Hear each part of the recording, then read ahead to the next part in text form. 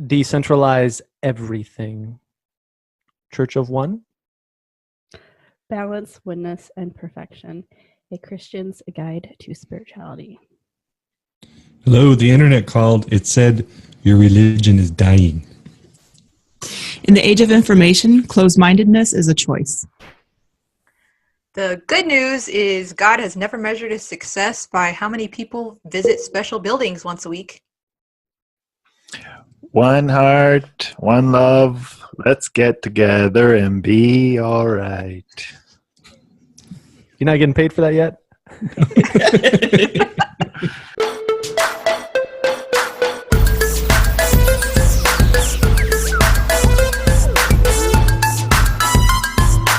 Welcome to the Epoch Podcast, your weekly dose of mental foreplay. I'm Matt. I'm Jen. I'm Austin. I'm Kat. I'm Christina. I'm David. This week we are continuing to talk about things, blah, blah, blahs, in a digital age.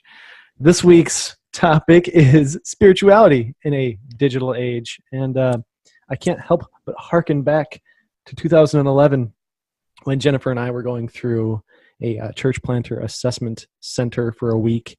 And one of the main things they really want you to know is that church doors are closing for the last time by the thousands every year.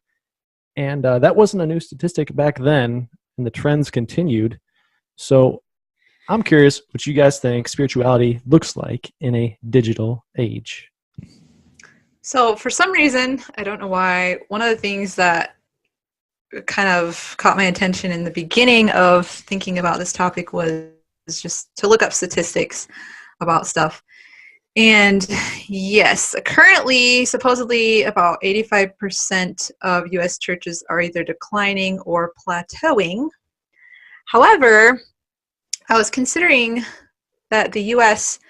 is a very small part of the whole world.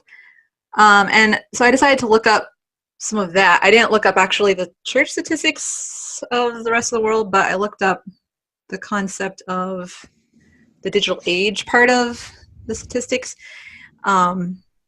So the first thing to note, or that I thought was interesting to note, was that the U.S. makes up less than 5% of the population of the whole world, which is very small. It's smaller than I would have thought about, even though I know that like the population is not that big and the population of the world is huge. But when you narrow it down to like it's less than 5%, that just is like, okay. One of the reasons that I was thinking that was interesting was because of our views obviously are based on what we experience in the U.S. And that can give us a little bit of an unbalanced perspective, potentially, obviously. Then in continuing thinking about the digital age part of this discussion, just over half of the world's population is connected to the internet, which means that almost half is not. And less than 1/3 of the world is on social media. So I guess, yeah, in thinking about how like the internet and stuff like that is affecting the church, or spirituality, I guess I should say, I just thought it was interesting to note how the rest of the world is currently relating to all the changes that we're seeing potentially. And that is, we don't really know that well necessarily. I mean, obviously we could research it more, but I think their experience is definitely different than what ours is, I guess. Certainly not. And I think as far as church trends go, I think the U.S. actually follows Europe, and they were actually beginning their decline in churches, before us. And I'm getting that data from a pal of mine who was a pastor over in Wales. So I don't know. That was a while ago. Yeah, that was a while ago. For research numbers, Yeah. Anyways, it was a couple years ago. Yeah, but I think it stands for the most part that culturally, yes, we're a small percentage of the world, but we are definitely leading the world in exporting culture, maybe even our lead export. Very true. Plus the fact that we are a melting pot, so you kind of get a small sample of, like in the discussion of spirituality. I mean, you have to include all the different religions, right? Judaism, Christianity, Islam, Buddhism, Hinduism, all that stuff. I mean, just so when you want to see how technology is going to affect those thought streams, the U.S. and Europe still remains a decent place to get a sample. I think for me, I'm really glad you brought those up, Tina, about the existing statistics. But I also know that those half the world is still not connected to the internet, but that's changing. Right, that's changing drastically. They have plans. I can't remember, and I don't want to just I think it's something by 2024 or 25, something like that. Like within the next 10 years, they plan on having, with the advances of wireless internet, that they should be able to have the entire world on the internet in a completely different way than what it's been dependent upon, with 5G and stuff coming up. So it's drastically changing every month. There's just it is definitely changing. People. Yeah, it is definitely changing really fast. What I had seen, the statistic I had seen was that the UN, I think it was the UN, wanted to have 60% of the world online by 2020, I believe was the numbers. And they weren't sure that they were going to hit that. If you look at my article for this week, I will put, there's a really interesting site that you can go and you can see how many people are online. You can see a whole bunch of live internet statistics. It's really interesting. But for sure, Austin, yeah, for sure, they're definitely gonna get there. I don't know when exactly, but it's coming for sure. I have questions about this conversation. Like, what about electricity and food for everyone? Just things throwing out there. I think the main, sorry. Some of the main genesis of this is that people are accessing it in the traditional means of a hardware, going to a house with a desktop computer. It's because they have a $10 smartphone. Right. You still have to charge that. Certainly, and again, one of the I guess the perks to being in the third world right now is that they're not burdened by infrastructure that's designed for a different age. Like the infrastructure that's going in is very decentralized. Like instead of having a power plant that you have to run, hundreds and hundreds of miles of power lines to various places, it's solar or it's wind. So you get rid of all these extras and you can just put it exactly where you want it. And same with cell towers or whatever. And so, yes, obviously you'd like to see everybody eating first.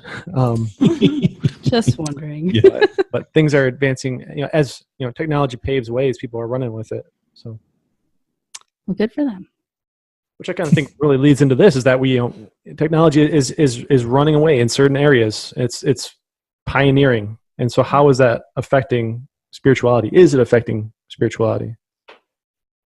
Well, I think it's good that we have started kind of acknowledging, look, as people in America, all former or current, I don't even know, Christians, right? We're going to have this podcast is going to have a particular bent. Our perspectives are going to have a particular angle at them. And we're acknowledging that. But at the same time, also acknowledging there is a decent sized sample. The U.S., Matt, what you talked about, the culture is clearly the number one. I think it's clearly the number one export in the United States, right? Our culture and our technology and how everyone is connecting. So, for those listening to this podcast, to acknowledge, look, yes, we get it. We have biases. Yes, we are in America. We have perspectives. At the same time, I think there's a lot to be said for what we're about to get into and how we're going to talk about it is still pretty relevant for the whole world and all of spirituality and all of the digital age, because within our lifetime, everyone will be living that digital life. So, well, and I think something that would be good to talk about is the difference between maybe religion and spirituality, if there is one, and what you guys think on those two words. Well, connotation-wise, I think they definitely have a difference to them. When I think of religion, I think more of an organized system. When I think of spirituality, I definitely think of it's something owned by the individual. But what do you guys think? Yes. Yes, that. For sure, I think there is a difference between spirituality and religion, and I think that what we're actually going to be entering into is that organized religion isn't going to work anymore. People are kind of shutting that off anyway. I was reading some more statistics today on I'm sorry, I can't remember the site right now, but it'll be in my blog. But George Varna? What was Was it the Barna Research Group? Yeah, that one. Yeah. Yeah, the Barna Group. Something like half of the atheists right now, like half of teens identify as atheists. I don't think that's the right thing. Hang on. I have it written down, but I didn't want to make paper noise. That's much worse. Hang on. The percentage of teens who identify as atheists double that of the general population. And they're considering themselves post-Christianity. I always wonder about atheists because, there's some that are very, Zealous? maybe like anti any kind of being, but then there's some that are just like, I just don't care. I'm just here to live a life. And so I wonder, did your report say anything like that or the why they were? I'm always curious about the why. No. Okay. It's a deep quality. That's a difficult data point to go ahead and put in a small box there. For sure. Like I do. It requires. It does say that there's like a. But go ahead. What did you say? I said it requires more interviewing to get that kind of data point. But yeah. How do you collate that? How do you put that together with other people's responses? And I don't know. That's the kind of data I like to do. What age group did you say it was? Teens. It's just teens. Okay. Gen Z. So I guess. my knee-jerk reaction to that, or my gut feeling about it, is that they're kind of being teens to some extent, maybe. Like, for sure, people want something more meaningful. Like, we're seeing that very obvious, and we talked about that in other episodes. And they're wanting to go in a better direction than what they feel like their parents have gone in, perhaps, or than traditionally has been. But I think once they get older, it's quite likely they'll at least be agnostic or something, not just atheist. Because it feels to me like at the same time that they might be saying that, they're probably also some of the same people who are wanting to or thinking that morality should be legislated, that character should be legislated, and like as far as like bullying and all that stuff, I don't think I could almost guarantee that they're still believing that there should be morality and that people should be loving and all that kind of stuff. And if sorry, go ahead. Yeah. No, I was going to say, if they go down if they go down the path in the future, they're probably going to come to the point of believing that there has to be something bigger than themselves in order to, or I guess I don't know. Possibly, but like, I don't know very many atheists that aren't loving and good people in general. Sure. Like they're just not commanded to by a higher power. And like, I think that part of what we're going to be coming into is that self-governance, where you need to be more responsible for being a good person. You can't just, well, I go to church on Sunday. Well, that's not enough anymore. Like, people can see through that now a lot easier. And I guess where I was coming from was thinking, I guess what I was trying to say was the concept of spirituality versus religion. Yes, religion. It's a tough one. I was wondering if they were reacting towards religion and throwing the baby out with the bathwater, so to speak. Is I guess it's possible. Sure. No, I was going to respond with something like that, an idea that they are their rejection is of a system more so. Because back in the day when I used to have a lot of those conversations with people who identified as atheists, it felt like there was some intellectual dishonesty when they would say, "Oh, you believe in a God," and tear that down, but then exalt their position of believing that there's nothing else out there. I mean, I can understand. To me, and this is just a personal thing, and agnostics are, much more intellectually on point with there's no hole like that. Can you define that word for me, please? What? Intellectual honesty or what? No. Agnostic. Oh, agnostic? Just, I mean... Not saying like that there's a shoulder shrug? You can't know the truth. There's there something might be a God there, but you can't know it, I think.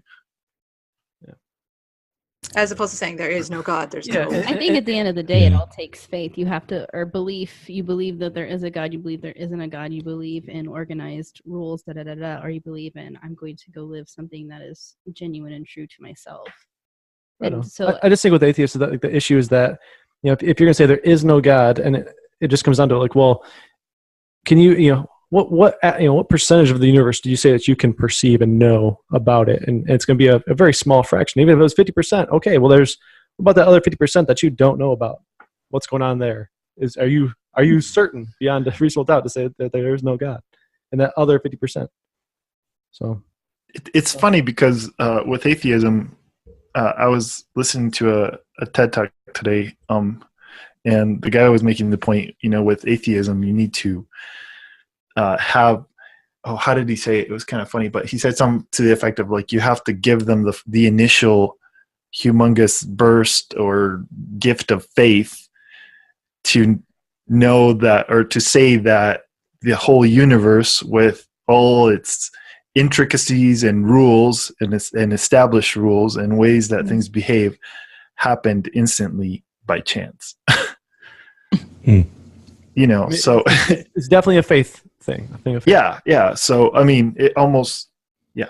Anyways, so I think nothing against atheists or anything. I was my point was that are they really actually spiritual, but yet. I mean, can you be an atheist and be spiritual? Well, that's what I'm saying. I don't think it doesn't feel like you can, but yeah, I'm sure that they are. Like you said, Kat, they're loving and all that kind of stuff. Is it just? Do you not? Is that just not considered spiritual? And where the whole thing of religion. I think there's a misnomer to consider that spirituality equals morality. I think a lot of morality comes from spiritual tradition, but I don't think. which would be law. I think. well, Yeah. according to To clarify, you mean religious tradition, right? Yeah. I mean, obviously the Ten Commandments came from a religious tradition, and it said don't kill people. I don't think that atheists would argue that if there is no God, that killing people is suddenly okay. Sure. So I think coming from spiritual traditions, it's easy for us to mix the two.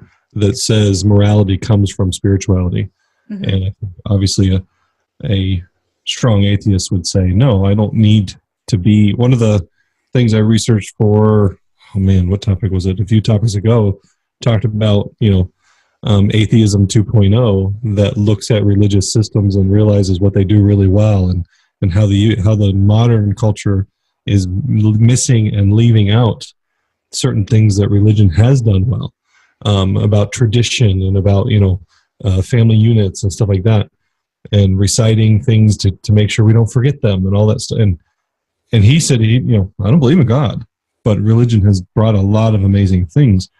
And that same person, absolutely. I mean, he went all over the place about being good people and the morals that we all hold true, and yet he doesn't have any connection. I think it was Elaine DeButton from a previous episode, but he doesn't correlate that to having to be spiritual.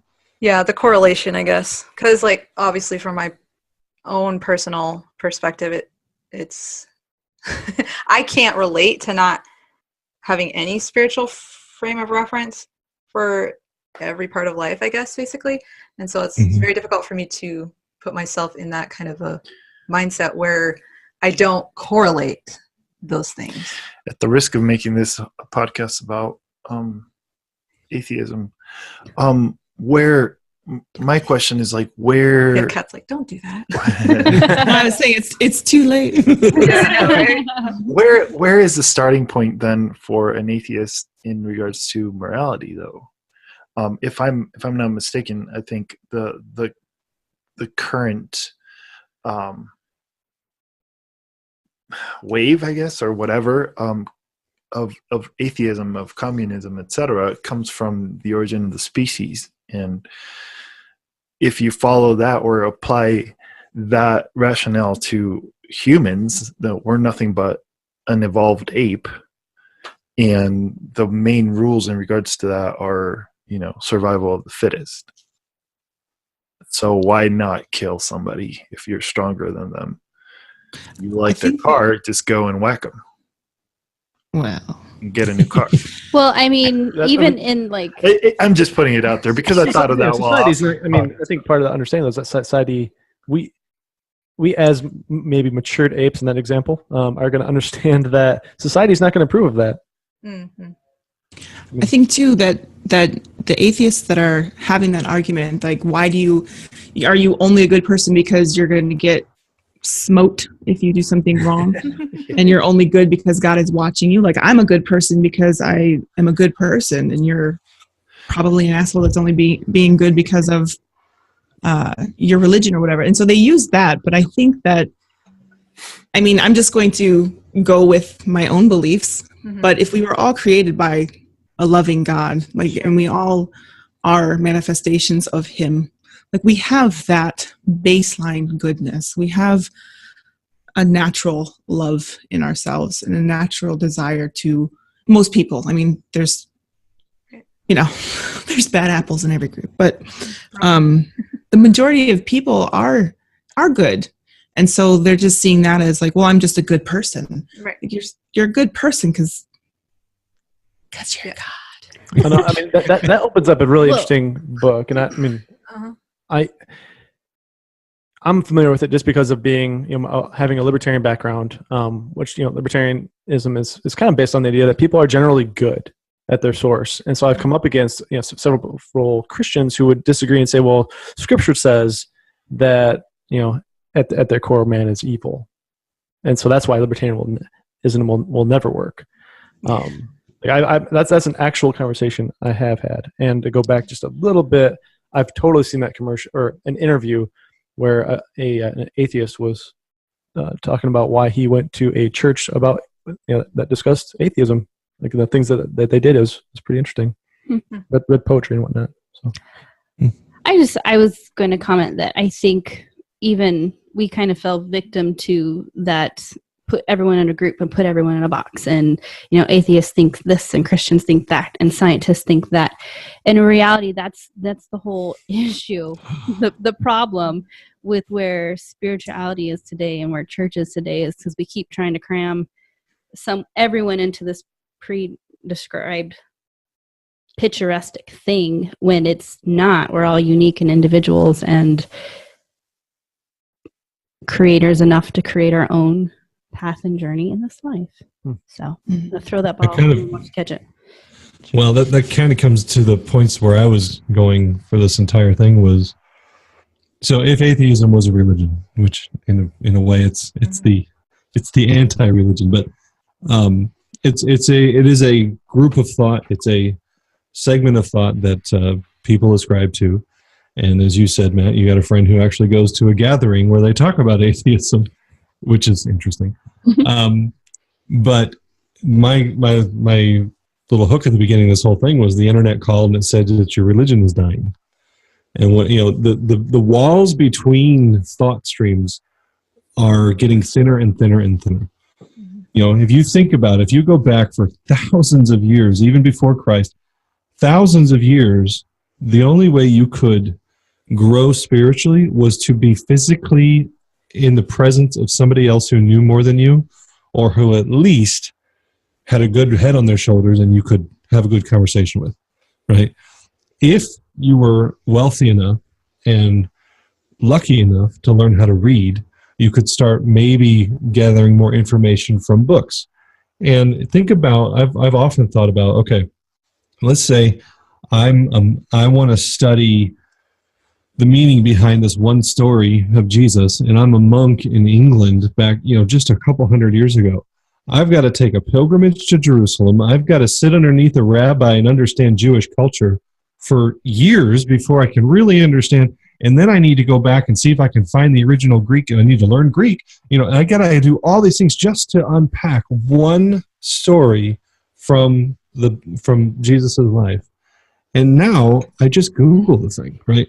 And I can participate and receive the benefit of all of these monks, hundreds of thousands of so-called studiers and people who have learned Greek and have written books on it and have, in my ability to dig so deep into one verse in the Bible or one verse in the Quran or whatever is exponentially just exploded in the last 50 years. And heck, when you add the internet, I don't know, what is it, 20, 30 years? I don't know. I mean, it's absolutely insane. So what happens when all of those thought streams are readily available to anybody who has a question? Suddenly, I'm no longer limited to my pastor at my church. I'm no longer limited to the few books that I have available at my library. There's now thousands and thousands and millions of books. And I can go look at any question I have, and I can find 50 different answers from 1,000 different teachers. And that is why over time, the need to stay in a box, and it's interesting, we just had a whole discussion about atheism in a kind of an old mindset of this, like, well, this is the box of atheists. And so that's how I'm, Jen, you make an amazing point, because it's not, the boxes are all but gone, at least in the US and in Europe and stuff like that. I mean, sure, you have Buddhism, you have Christianity, you have these thought streams, but I don't know a Christian anymore who hasn't at least, I'm sure they're out there, but I don't know a Christian who hasn't at least looked at some of the thoughts of Buddhism and everything and gone, man, they've got some really beautiful stuff. I like this aspect, or I like that aspect. And we're realizing that maybe it's not just my religion who has all the answers, right? And so I've got way more I could say on it. What? Blasphemer. Right? I mean, yeah, it's just ridiculous. That's what I was starting to, that's the idea that I was trying to get out with the self-governance. Like, it's not, we're coming into an age where we need to take responsibility for our own beliefs instead of falling into the religion of our parents and their grandparents, because that's the only thing we've been exposed to. Like, it's not enough anymore to just be like, well, this is all I know. Well, it's not good enough anymore. Like the hook in the beginning, in the age of information, closed-mindedness is a choice. Like, we can't use that as an excuse anymore that we didn't know any better, or, this is what my religion says. And then basing, oh my gosh, thoughts in order, hang on. So it's not enough anymore to regurgitate what we hear from the pulpit and not think for ourselves anymore, and to just hear what they're saying and then just throw it at people passing by.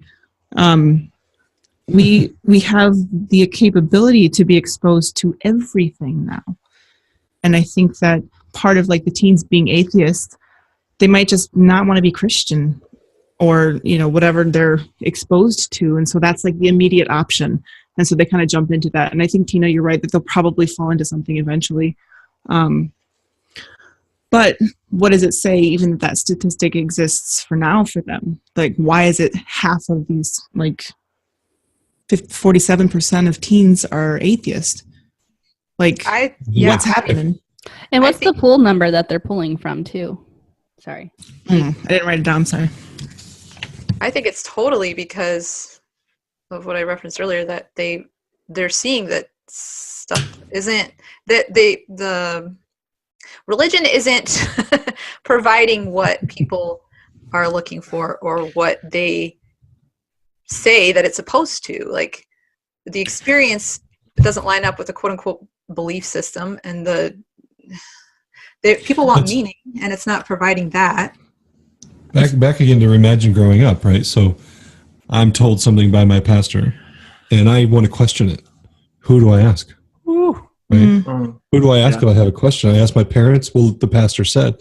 So maybe I live in a large enough town to go find some other teacher from a Baptist denomination if I grew up Pentecostal, or vice versa. But it's only, for thousands of years, you were limited to what you were told. And if you questioned any of it, you had no way of defending yourself to those questions. Now, all these kids growing up, they ask their parents, well, why do I have to, why does God want to kill me if I don't repent? And, well, because you're a sinner, and da-da-da. Well, I think that sounds like a stupid God. Well, let me go Google it. Oh, yep, everyone else thinks it's a stupid God too. I think I'm going to agree with them, and my parents are wrong. That's the thing too. That Go ahead, Matt. I was just gonna throw in a joke, like when your great grandfather wanted to church hop, he had to hop in like a covered wagon, like, across the plains. Like, Oregon Trail. you kids and your So new though. church hopping. But I think that there's this wave of spiritual awakening in people that they're feeling this wave of universal love happening, and they're recognizing it, and they're seeing it everywhere except in the church. There's so much condemnation and hate for other religions and other ways of life or whatever like that. That's Nominations? yeah that people are like, well, I obviously don't consider myself Christian if it's full of hate when I'm feeling love. Like, I think that we are created, like, people intrinsically and naturally and for good reason understand that they were created out of love, whether they consciously know it or not. Subconsciously, It's in there. Like, love is everything. And if it's not being provided in the church, or an explanation for it provided in the church, nobody's going to go there. Like, we're feeling it anyway. It's awakening in us anyway, and it's becoming this common thread and this thing that we're moving towards, I believe, that we don't have a grid for in the church anymore, because it's all condemnation and bull. It's almost like there's a new age. Almost. What would we call it? Well, I think A new stuff. I think there's also been a little bit of, or not a little bit, but it's been a lot of focus on fear in the church. Mm-hmm. Especially It's not just Christianity, by the way. Fear is the number one. But we did say that we were going to scope it. But we do it best. I'm just plugging that in there. Go ahead. I mean, I've never been a Muslim, so even though my beard looks like it. I was going to say. Tell us your Muslim journey, David. Go ahead. This is the same place. Anyways, so yeah, because it's been a whole lot of, don't do that because you might get that, or you might get a demon, or you might whatever. Don't study that because you never know what kind of cooties you're gonna get, and don't hang out with those people, and don't et cetera, and so when the kids do ask their parents, hey, why don't we do this, or what's up with that?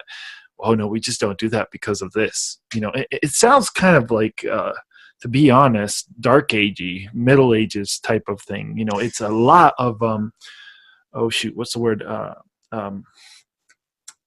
crap. Superstition. It's a lot of superstition. It's most of the stuff is superstitions. You like what Austin was saying about, we don't do that because then God's going to kill us or something like that. Well, that to be honest, that's not based on anything that the Bible says, and it's superstition. And you're not going to tell me that a kid that is actually being intellectually honest and searching out things is not going to say superstition.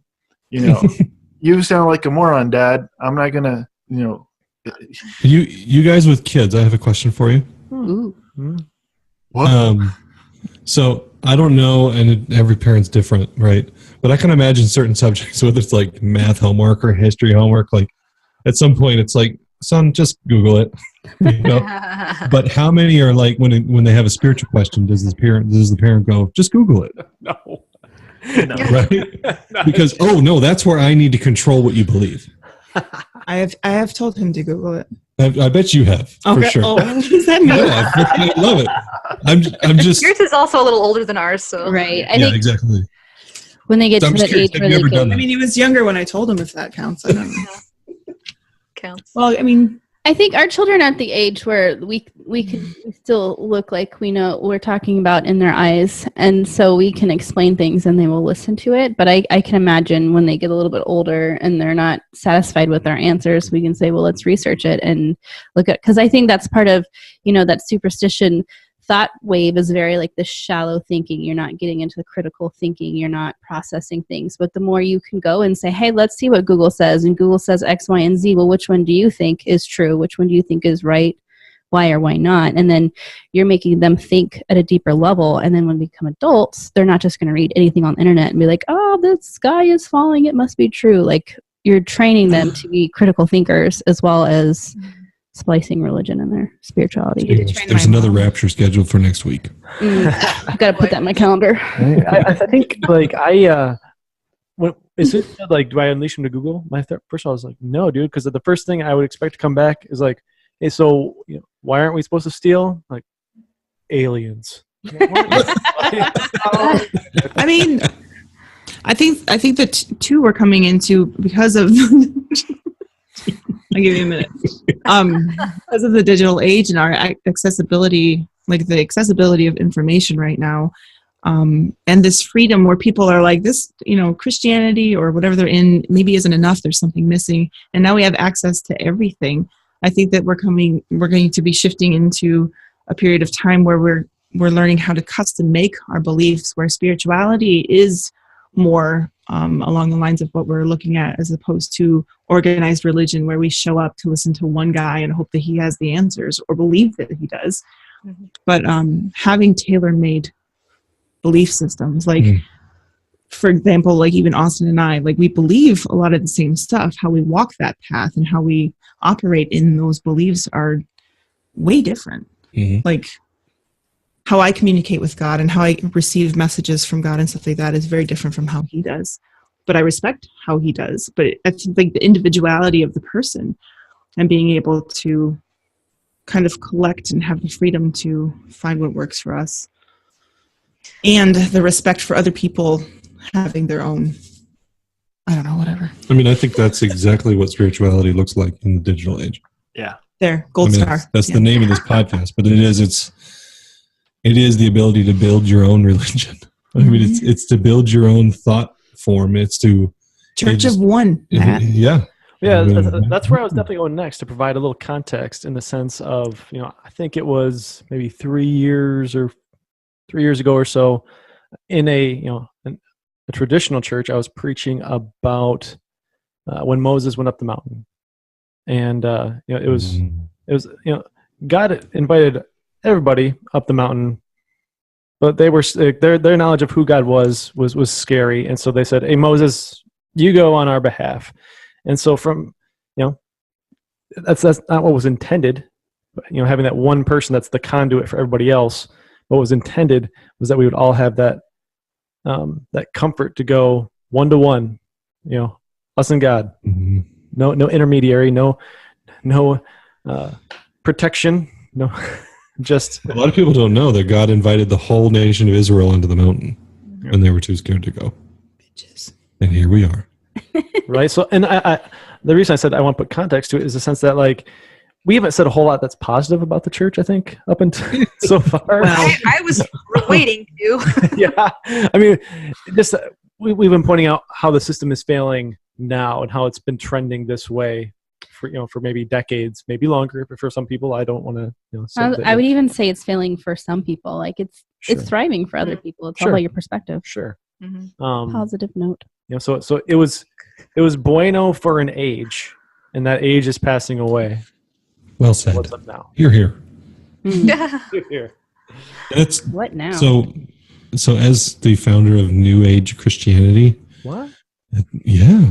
NewAgeChristianity.org. TM.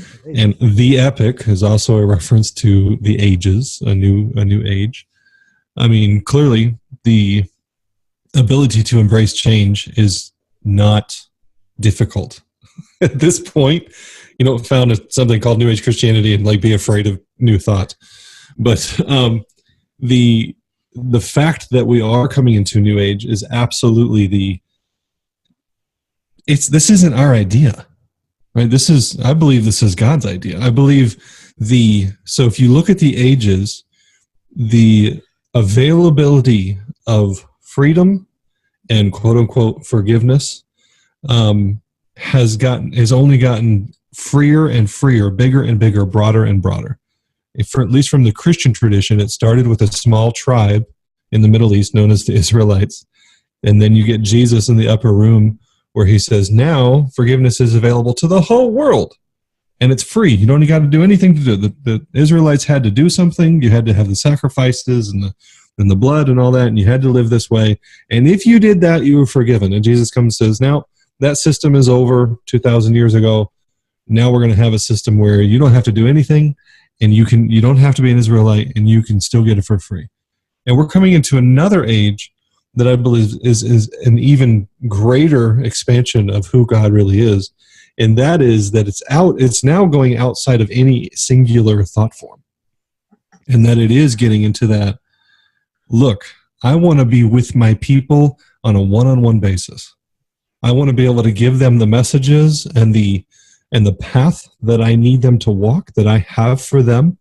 And I believe the Holy Spirit freaking loves the internet, right? That he has a tool that can get you a text message, that can get you something scrolling across your Facebook feed, that can give you junk mail to get you the message that you need if you have eyes to see it. And there is no pastor in the world, no mentor in the world, no life coach in the world that can custom make a path for you the way that God himself can, or herself. And that to me is what the internet and the digital age makes possible in a way that has never happened before. And that is why, like I said, we didn't make this up. God knew what was coming. That's why the ages are set out the way they are. We're coming into an age where Aquarius is the man pouring out the vessel of water, and water being is absolutely a sign of the Spirit, that God would be in every one of us, and that we would each have our own vessel, and that we would each be a vessel for God. And it's the thought stream of salvation and Christianity exploded outside of Judaism into the Gentile world with Christ 2,000 years ago. Now I believe it's exploding again outside of the Christian thought system into the every thought system in the way. You're good. I was like smacking you. In the way of really needs to hear this. Right. And that's why the walls between these thought streams are getting thinner and thinner and thinner, because we're realizing, oh my gosh, all of these thoughts we had, they were so limited by geography and language. And that's why every world religion has its kind of central hub. There's the Middle East, and then there's the Western Europe, and there's thought streams and Native American stuff. I mean, it's because we all had every culture had their answer to who God was. And it's just, as those cultures have spread, the quote unquote better answers have gotten bigger and bigger. But they're still all been geographically and language and culturally based. And now we have a system that is completely destroying the idea of walls in not just religion, or political walls, financial walls, business walls. I mean, this is what this age is. And spirituality is going to, and is experiencing those same barriers being broken. And God knew this was coming. And I think that is absolutely a point that we have to consider, is what is the church supposed to look like? Not just grin and bear it, like, oh crap. Like, what did we turn this into? Right. Yeah. But no, what is God doing? Yeah. Could it possibly be that God planned this and not humans are just screwing it up some more? You mean something like how Jesus talked about that he would pour out his Spirit on all flesh? Or Yes. something like that, maybe? Oh, so many Bible verses. But I've talked a lot, so I'm going to stop. I just wanted to say that we all know, I'm sure, people who are their hearts are very toward God, and they are very, very desirous of following God, who are in the church, who are they're never going to want to quote unquote, throw out the Bible. And so in order to be able to have a frame of reference, to be able to come into this age of where things are going, they need a lot of questions answered about Yes. various Bible verses that are stuck in their minds, that obviously probably haven't super studied, but have the notion of all these reasons why this can't work, or this is not of God, it's not the right way of things. And NewAgeChristianity.org. I'm really hoping that you guys do a really good job of answering all those various things, because I know there's just so many of them. Mm-hmm. And it's one thing to have a personal relationship with God and know, there's more and there must be answers, but to actually find them so that you can like quiet that voice in your head or in your heart that's like, but what about this? But I know I still need to answer these questions for myself. That's something that definitely is going to have to be answered. A lot of stuff is going to need to be and I think it's interesting because there are a lot of beliefs and teachings out there where once you take away like the end of the world is coming and we're all going to like live in hell for 7 years. That's a huge one. Yeah. Like once you reevaluate that belief and where it came from, looking into the deep studies of, Greek and Latin, all that good stuff, and you find there's a hope for the future. I really like, for me, that's what made it click. Like, okay, I don't have to stock up for 7 years. I don't have to prepare. I mean, we still have things, we're still prepared, but it's not like doomsday preparation. I'll say, don't be telling people about our preps. But we ain't got nothing. Just lots of at the same time, even We're though coming to your house. wonderful resources like New Age Christianity are out there, unless you're ready for it, it's not going to do anything for you. Unless you've learned what you needed to do or had that lesson or had that hiccup, the timing has to be right for each individual person, and that is their own journey and that's their own choice. It's kind of like we've talked a couple of times about cramming the blue pills, the red pill, I forget, whatever pill down the throat. They weren't ready for it. Different things, just so you know. But so if someone's not ready for it, if someone's not open for it, then don't go there. Go there when you're ready to say, hey, I want to venture down something else. Don't go there if you want to be an internet troll. Go there because you're open and willing. Part of that study on the Barna group was showing that 47% of the millennial generation feel like it's actually wrong to be evangelical, to like share your beliefs with someone else that has different spiritual beliefs in the hopes of converting them to yours. And I think that's kind of along those lines where, don't shove your beliefs down someone else's throat. Everybody's on their own journey and on their own path. And spirit moves through everybody, and they'll get to where they're meant to go. And like, if you can impart words, you can implant seeds. I think aliens. Right.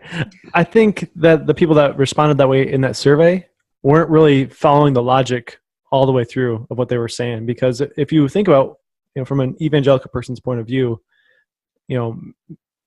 I'm not going to speak for any of them, but I would imagine that the main reason behind them sharing it is because they love the person they're sharing it with, and they want them to have, a good afterlife. Like that's their belief. Like if they truly believe what they believe and they're not sharing it, what a bunch of dicks.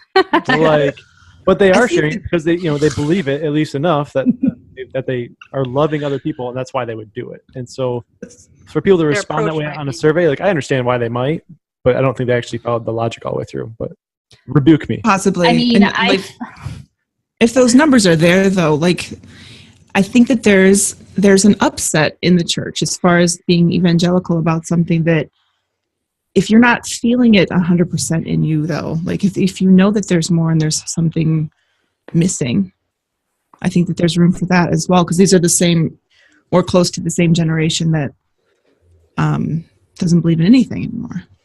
I feel like a lot of the posts on Facebook, not that I bother to be on Facebook, from what I've heard, aren't super lovingly trying to convince people of their beliefs, but I could be wrong. Well, and I think we talked about that in a previous post about relationships in the digital age and how it's very easy to just throw on and that I feel a like conviction that might hat or whatever. Yeah, I feel like that might be where some of them are coming from, as opposed to just like one-on-one interactions potentially. Well, and I will just share my personal experience with, I guess, the evangelical piece of things. About a year ago, I was in a new area, went to a church for the first time, and got invited to a small group gathering. And at the end of the gathering, the leaders were like, hey, you love Jesus, I love Jesus, we all love Jesus, let's do some prophetic word. And they were not aware, I guess, of the prophetic word that I received, because I had never met these people before, and I put some I gave some directions to this one lady, and then again to the speaker, and it hit the nail on the head. And then they never invited me back again, and I was sad. And it was kind of just like, right? It kind of comes to that thing. It's like, yeah, we're ready. And then it shows up and they're like, oh, we weren't really ready for that. We weren't ready for some stranger off the street to hit the nail on the head through the spirit. So, well, I think it's a process. Is again, that's where I come from. It has to be a respectful thing where people are willing. And even if they are, yeah, I'm willing. Do you really know what that means to say, yes, I want that? Because when you get it, what are you going to do with it? I noticed that you looked at me when you said, you got to be respectful about it. Like, that subconscious was picking that up there. No, I was just giving you a loving glance. Respectful. I think that goes back to Matt's little intro of Church of One too. Like if we're all responsible for our own beliefs and stuff like that, like it wouldn't. No, it's gone. Well, and I would kind of argue the Church of One, because I think of, if it's a Church of One, then why would we have a marital relationship? Why would we have a family relationship if everything is going to mirror, different layers of things? Why have communities?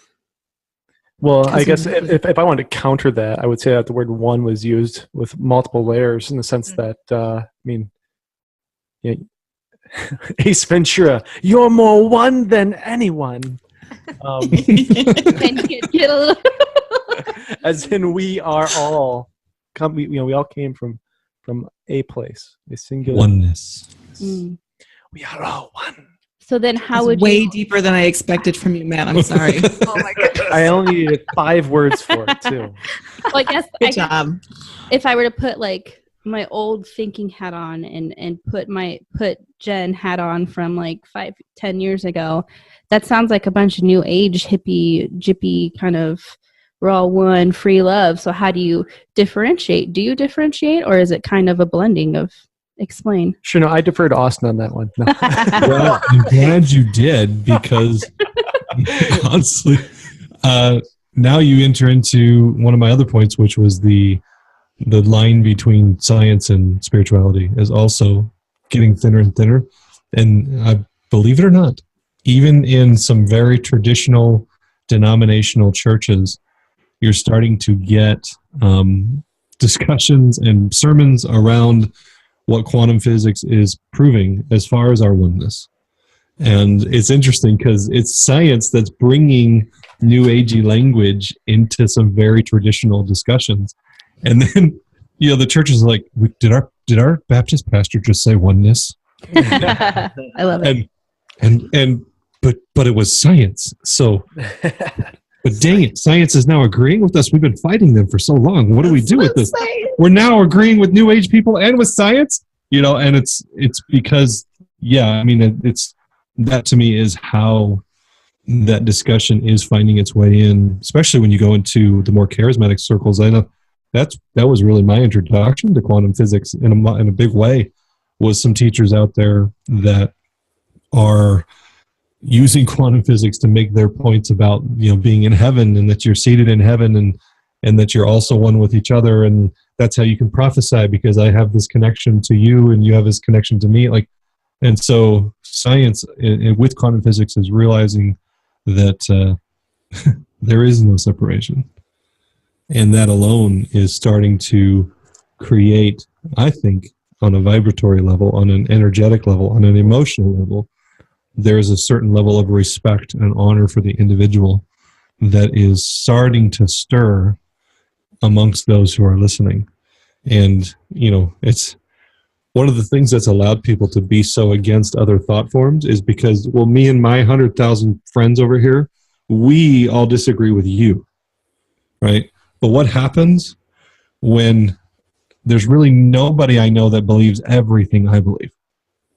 Suddenly I'm kind of forced to realize, oh, maybe I am an individual, right? And maybe I don't have this massive group of groupthink behind me that have all signed the same 17 belief statements. Then maybe there's 3 of those belief statements I don't even believe anymore. But I'm in general, I have a group of people I fellowship with, but I am me now. And I think no matter how many ways you slice it, everyone is starting to experience that in their own head where it really counts. And so we're being forced by our own journeys to start accepting each other in different ways than we've ever had to. That's totally what I was going to say when I forgot. Well, to answer, go ahead.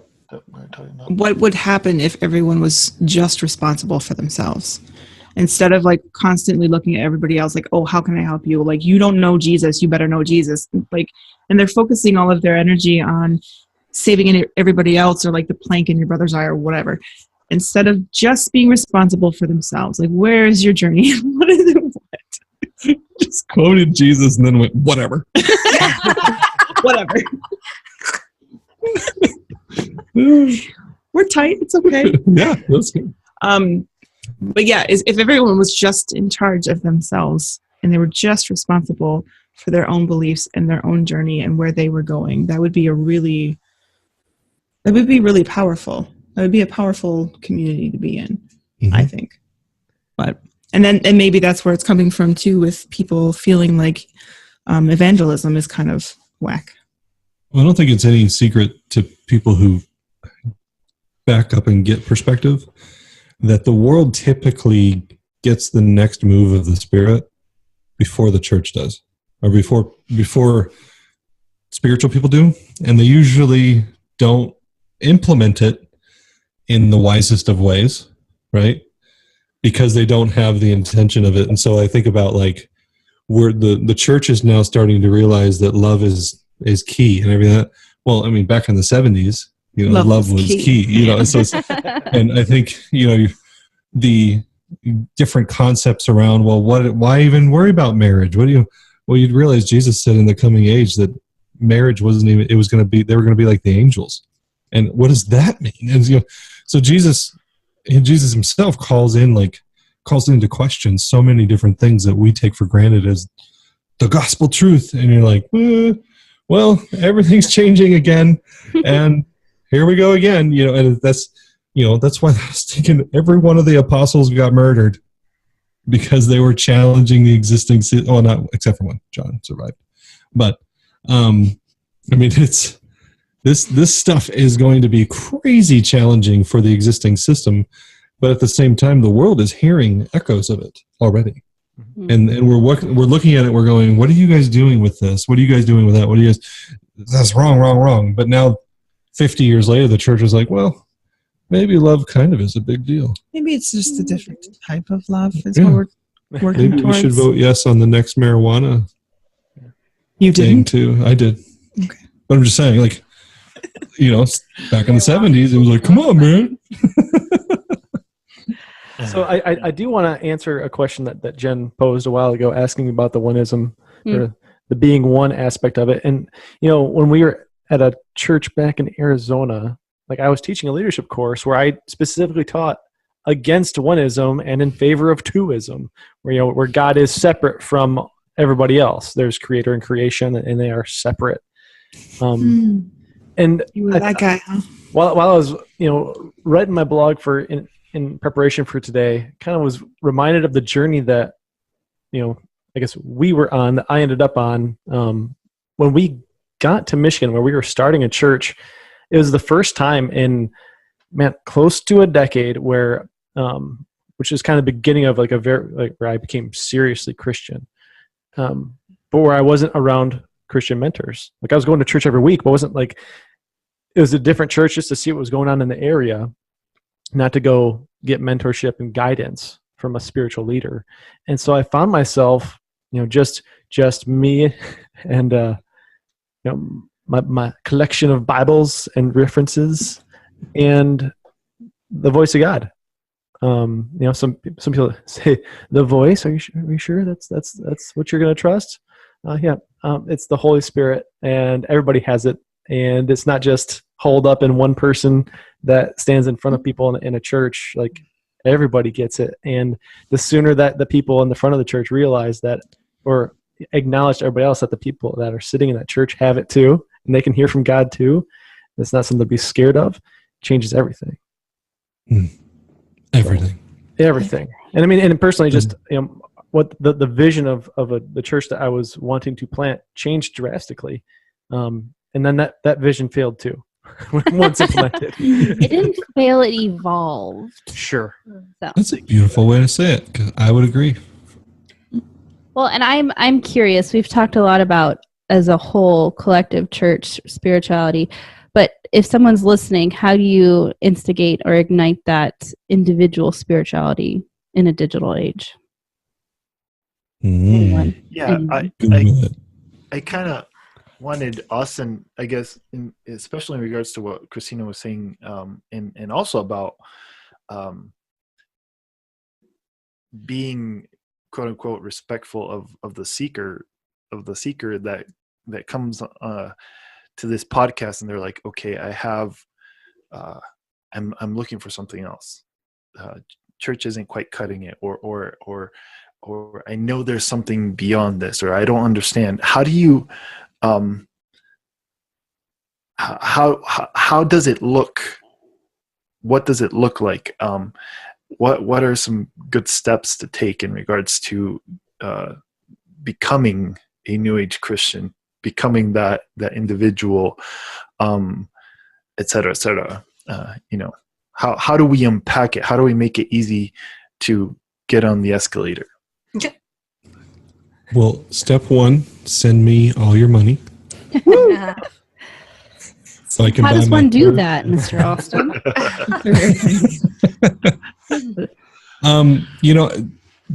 Oh my goodness. That question, I think for me, the top answer is you have to give yourself permission. Yeah. Like most of us keep ourselves in our own prison. I love my younger brother. He and I have found a very good place in our relationship where we have great respect for each other, but I'll never forget this, one of our conversations, one of our many conversations. He is a Calvinist. He is very, traditional senior pastor mode, kind of that old-timey church model that he loves it. And he, as a Calvinist, he doesn't believe miracles happen anymore. And so I asked him, I said, well, what do you do with the miracles that happen? He was like, they don't happen. I'm like, dude, have you familiar with YouTube? Like, you should YouTube CGI. it, bro. Right? And he's like, and he goes, well, how do I know that those are real miracles? I'm like, I can't help you there. Like, at some point, you're going to see what you believe and you're going to find what you believe. The reason I bring that up is he's not given himself permission to ask that question. Yeah. And so he's not going to go find the answer. He never will find that answer until he gives himself permission to ask the question. And so for me, that is absolutely, how do you get on the escalator? Is that what you call it? Or elevator? Escalator, whatever. Escalator. Both of them work. Both go up. More than one way to That first step is to give yourself permission. Well, and I guess before that, if you kind of work your way backwards, well, how do I give myself permission? Why am I not giving myself permission? It's usually because of fear, and it's usually because you have a picture of an angry God who is judging you, or in some cases, angry parents who are judging you. And in that case, I encourage you to be gentle and be patient. If you're still young and you're trying to fight your parents all the way through this, there's no way they're going to approve of your growth as long as it's always in rebellion, right? So, but for the most part, it's people are afraid of God that's going to judge them. So I can't think these thoughts or ask these questions because what if I'm wrong? And to that end, there's another thought that I would add is if you're still agreeing with everything you thought from this time last year, then shame on you, because you haven't grown at all, right? So in my loving and yet I believe beautiful opinion, I should think myself a heretic about something, right? And I don't mean it in a judgmental, you are a worthless person. What I mean it is like, seriously, you have been given life.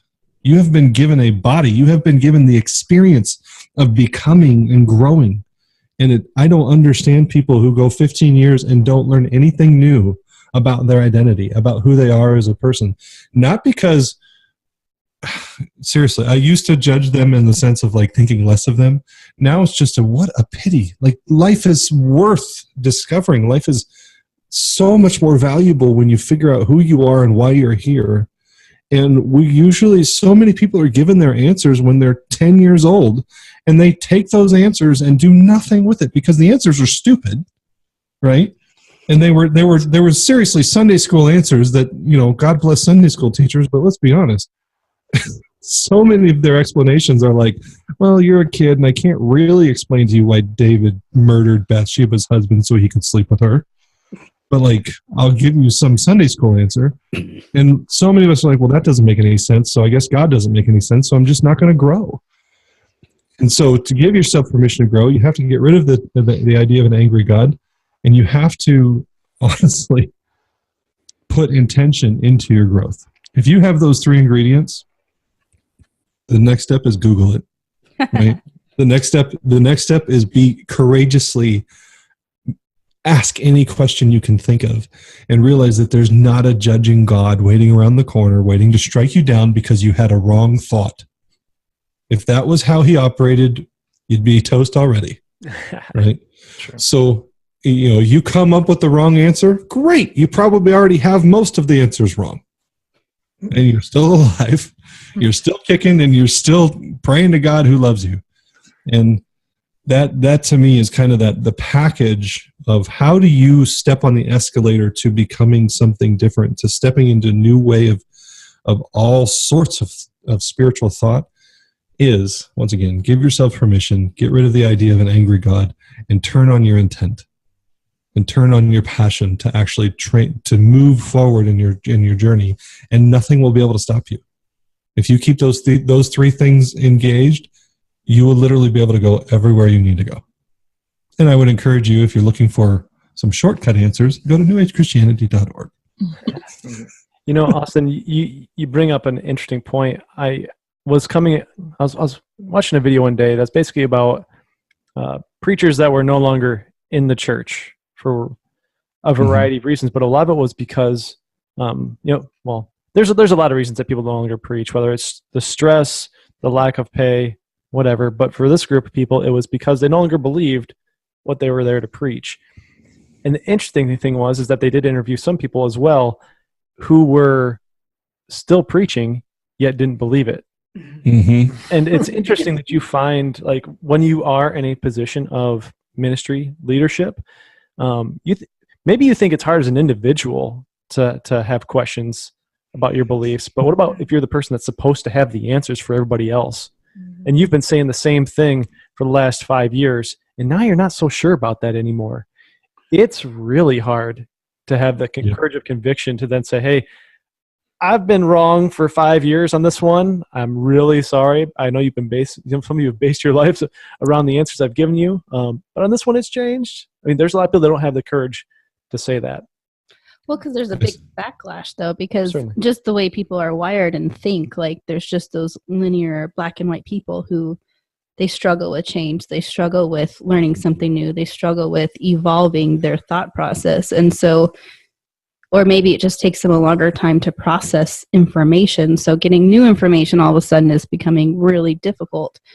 And I think that's part of this whole process as we dive through the digital age are those different thinkers who, some that catch on real quick and run with it, and the others that are like, I need to sit and mull it over. I need to rearrange it. I need to digest it. I need to do whatever I need to do.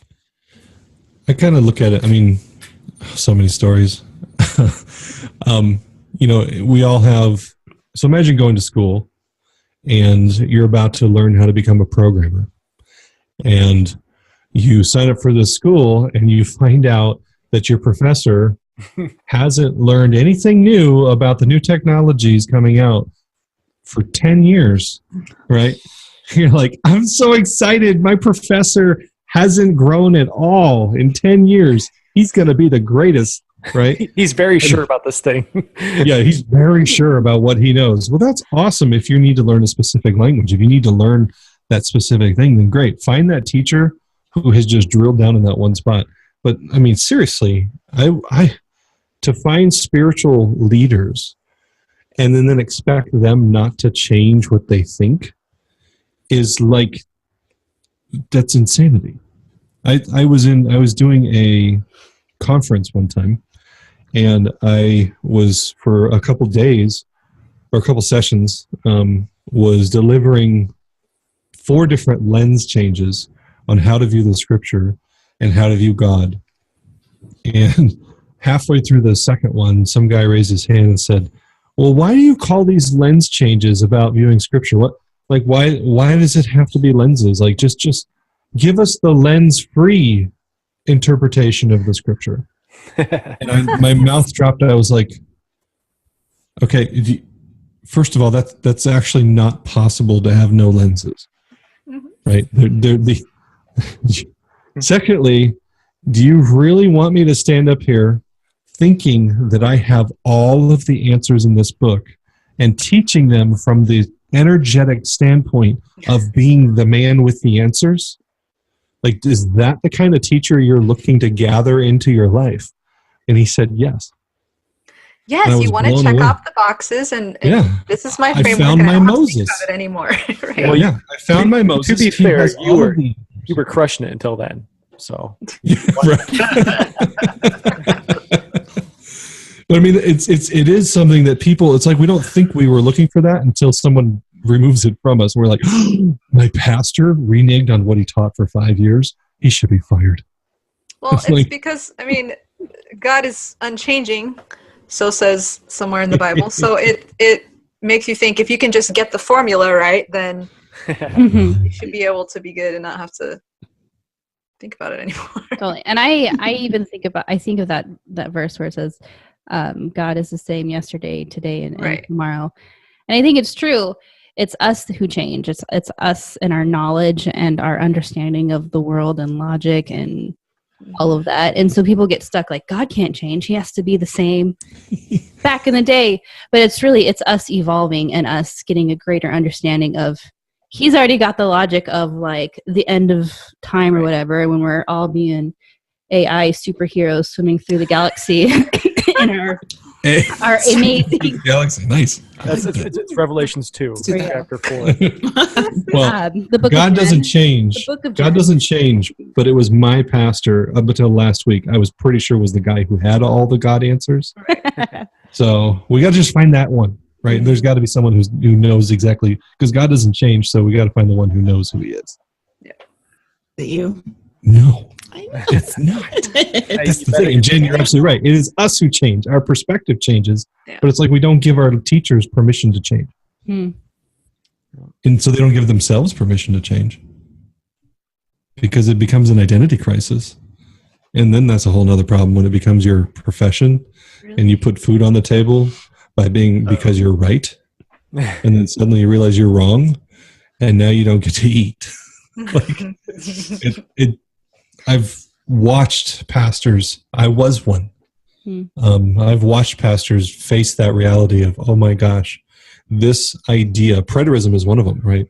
This idea there is no rapture, that everything that the Bible talks about the end of the age, it already happened in 70 AD. Oh crap, what do I do? My congregation is going to crucify me. And I have watched it happen over and over and over. And you literally, just because you want to change your view of the future that was a theory in the first place, you now have to go find a new job and a new career. And freaking A, this is so stupid.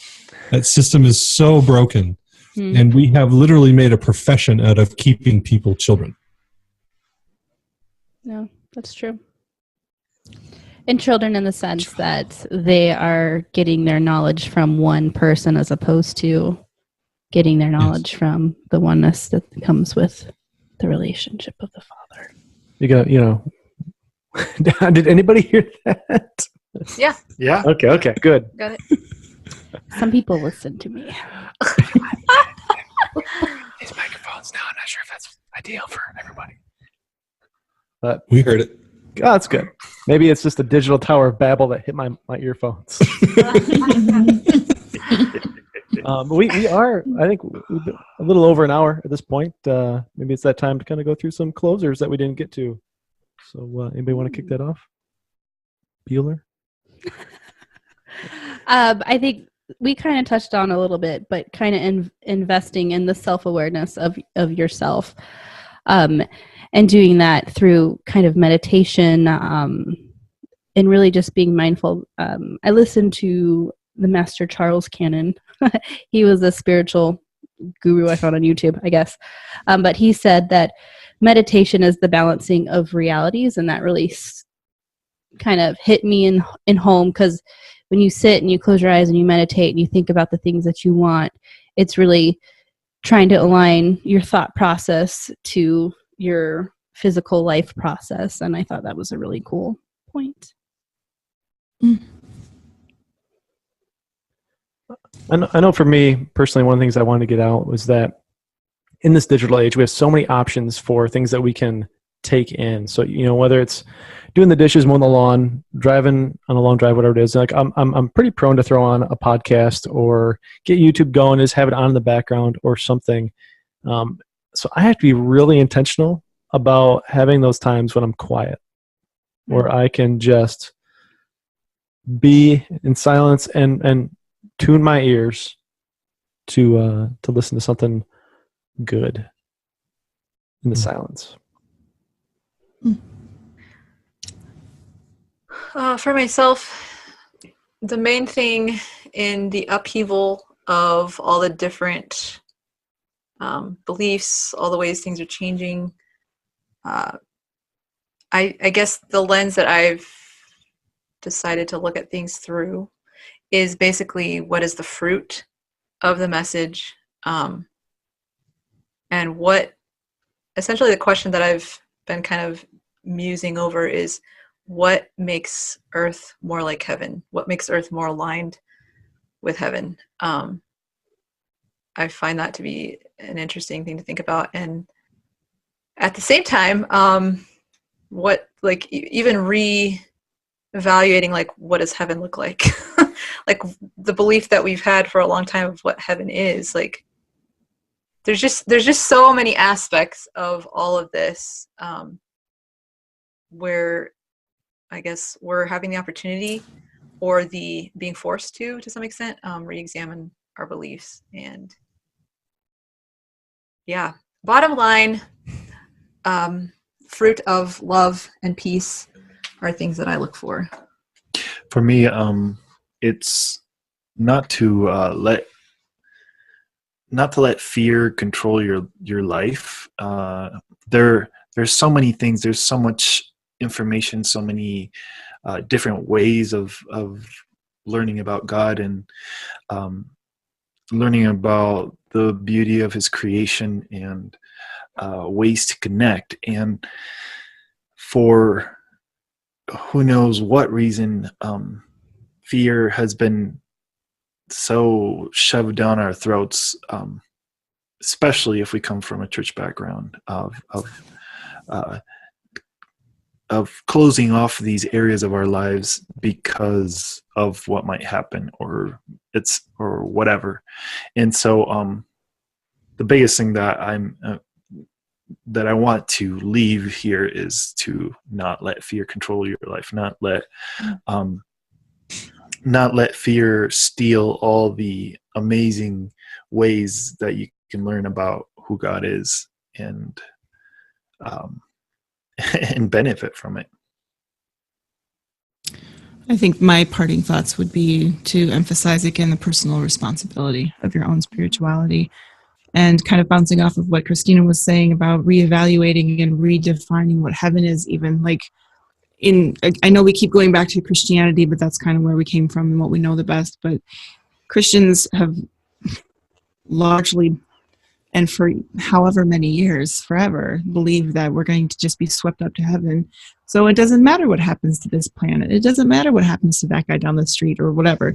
Like, I think that responsibility, taking responsibility for our own beliefs and our own spirituality, our own morality, even, instead of like, well, I'm good because God said I had to. But taking that responsibility, and also, what does this planet look like?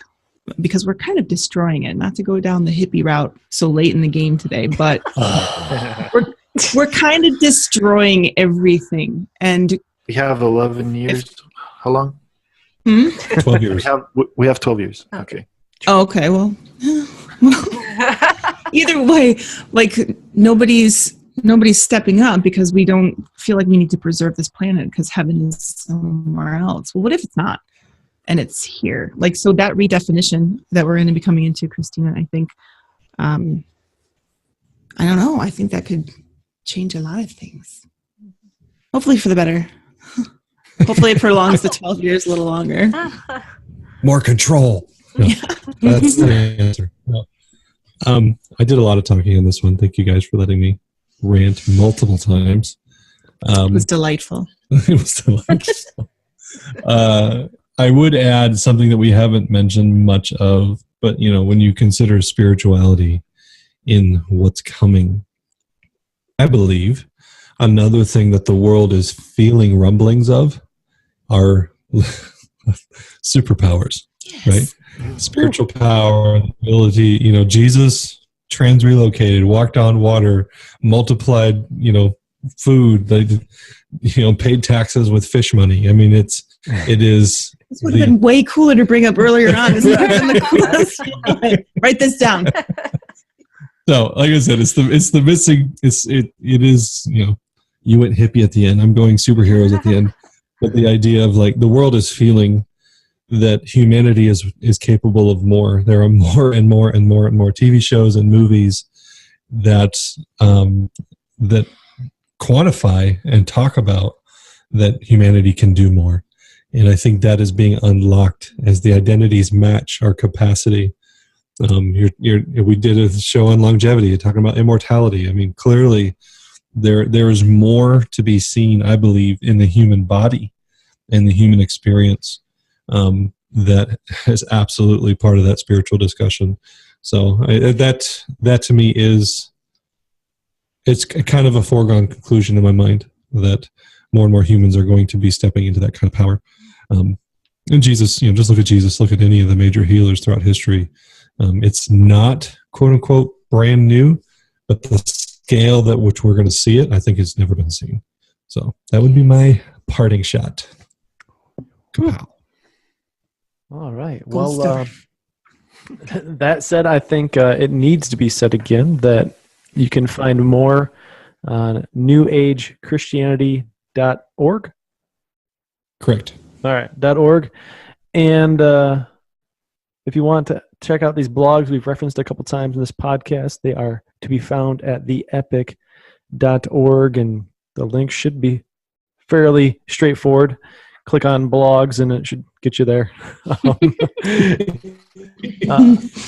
That said, thank you for joining us today, and we'll discuss something even more interesting next week.